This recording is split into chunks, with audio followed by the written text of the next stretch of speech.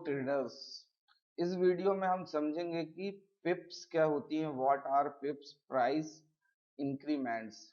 पिप क्या होती है? तो पिप जो फॉरेक्स मार्केट में प्रॉफिट और लॉस को कैलकुलेट करने के लिए पिप्स का सहारा लिया जाता है। यानी आप इसे ये भी बोल सकते हैं कि हमें कितना लॉस हुआ या कितना प्रॉफिट हुआ, ये पिप्स के कम ज्यादा होने से होता है। मतलब पर्टिकुलर, जैसे हम एग्जांपल ही लेते हैं, यहाँ पे एक करेंसी पेयर है यूरो यूएसडी और एक करेंसी पेयर है यूएसडी जेपीवाई।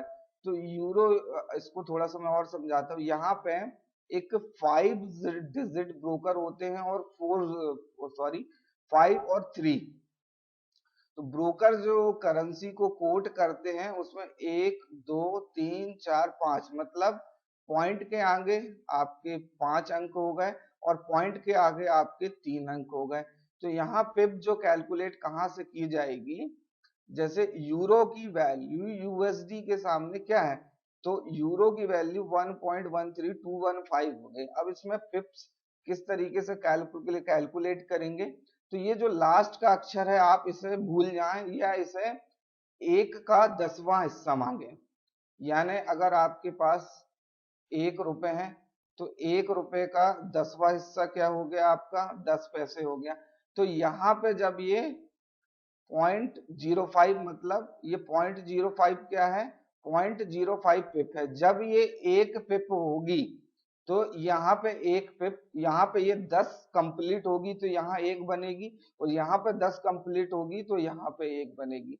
मतलब यहाँ से आपकी आधी पिप है, यहाँ से 1 पिप कंप्लीट हुई। अगर ये प्राइस 21 है, 22 हो गया, मतलब ये 1 पिप का डिफरेंस आ गया। और यहाँ से ये 10 पिप इंक्रीज करेगी तो यहाँ तक मिला के ये दूसरा, यानी ये 10 से 20 पिप हो गई। एक पे एक पूरा, यहाँ से 10, 1 से लेके 10 तक का अगर इंक्रीज होता है प्राइस में तो यहाँ पे ये 3 हो जाएगा, तो मतलब ये 31, मतलब दोनों के बीच में डिफरेंस क्या आ गया, 10 पिप। तो यहाँ पे जो ब्रोकर होते हैं 5 डिजिट और 3 डिजिट। तो हम यहाँ पे 5 डिजिट वाले ब्रोकर में जो आखिरी का जो पार्ट है इसे आप भूल जाएं। आपको पिप कहाँ से कैलकुलेट करनी, यहाँ से। मतलब 1 से 2 हो गया, मतलब 1 पिप इंक्रीज हो गया। 21 की जगह 25 हो गया, हमारा 4 पिप हो गया। 21 की जगह 30 हो गया तो हमारा 9 पिप का पूरा इंक्रीज हो गया। तो 5 डिजिट को कैलकुलेट करने का है, आप 5वां जो डिजिट है उसे आप अलग कर दे। कैलकुलेट यहाँ से करें तो ये पूरा 1 पिप यहाँ से कैलकुलेट होगा। और जो दूसरे कोट करेंसी होती है यूएसडी जेपीवाई, और जेपीवाई वाले पेयर में, क्योंकि यहाँ पे अब यूएसडी की वैल्यू जेपीवाई के सामने क्या है, तो एक यूएस डॉलर में 113.21 यहाँ पे लिया गया है जापानीज एन की वैल्यू। तो यहाँ भी हम क्या करेंगे, तो ये 3 डिजिट ब्रोकर हो गया। यहाँ पॉइंट के आगे, ये जो पॉइंट है, पॉइंट के आगे 3 डिजिट है, तो ये 3 डिजिट को यहाँ से भी हम इस जो लास्ट वाले को है इसको हम हटा देंगे। ये आपकी 10 होगी, तब यहाँ पे 1 पिप का इंक्रीमेंट होगा। तो इसको अगर हम बता दें तो ये 21 आपकी यहाँ लिखा भी हुआ है 1 पिप, और यहाँ तक हो गया 10 पिप। ये 21 से 31 होगा, मतलब 10 पिप। 41 हो गया, मतलब 20 पिप हो गया। मतलब ये वाला आपको कैलकुलेट यहाँ से करना है।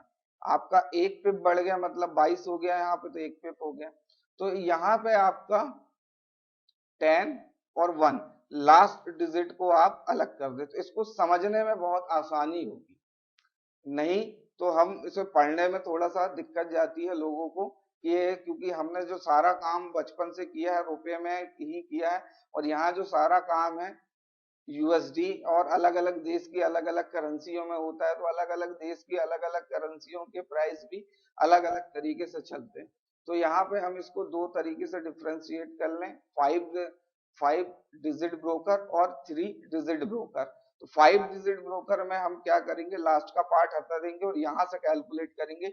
यहाँ पे 1 पे कम ज्यादा होती है तो यहाँ 1 से कैलकुलेट होगा, और यहाँ पे ये प्राइस हो जाएगा 10। इसी तरीके से 3 डिजिट ब्रोकर में हम यहाँ से लास्ट का 3rd नंबर का अंक अगर हटा दें तो पॉइंट के आगे 2 1 2 3 हो गया, आपका 2 पिप का हो गया। तो इस तरीके से पिप को कैलकुलेट किया जाता है और ये पिप से ही हमारा प्रॉफिट लॉस कैलकुलेट होता है। आगे जाके हम लॉट साइज वगैरह भी पढ़ेंगे तो उसमें आपको पता चलेगा कि इतने पिप गिरने से हमें इतने लॉट साइज में ये भी इतने का नुकसान होगा या इतने का प्रॉफिट होगा। तो पिप्स जो एक टर्मिनोलॉजी का एक शब्द था, आशा करता हूँ पिप आपको समझ में आ गया होगा कि पिप की मीनिंग क्या होती है। मिलते हैं अगले वीडियो में।